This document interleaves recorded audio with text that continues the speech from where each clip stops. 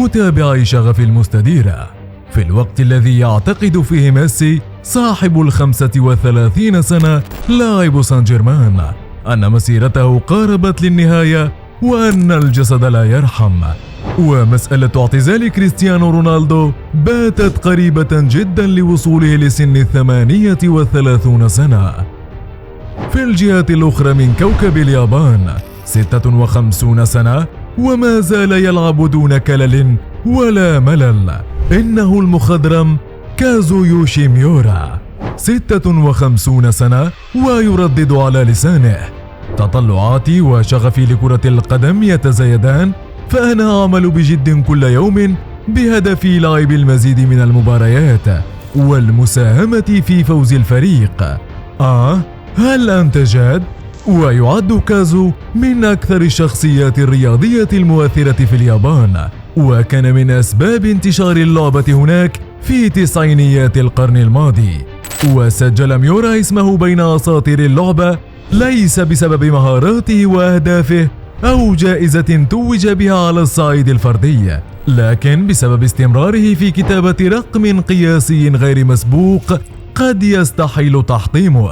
ولعب ميورا الذي يحمل لقب الملك كازو مع المنتخب الياباني 89 مباراة دولية، سجل خلالها 55 هدفا. ويعد كازويوشي أول ياباني يحترف في الدوري الإيطالي، ففي عام 1999 انتقل إلى صفوف دينامو زغرب الكرواتي ب12 مباراة.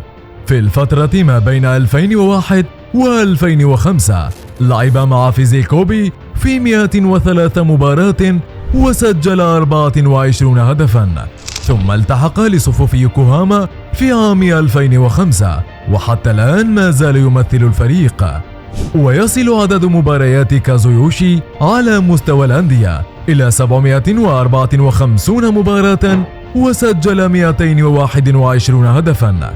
وحقق كازويوشي العديد من البطولات، وأبرزها كانت مع منتخب اليابان عندما توج الفريق بكأس آسيا عام 1992، وهو فاز بجائزة أفضل لاعب في القارة الآسيوية عام 1993.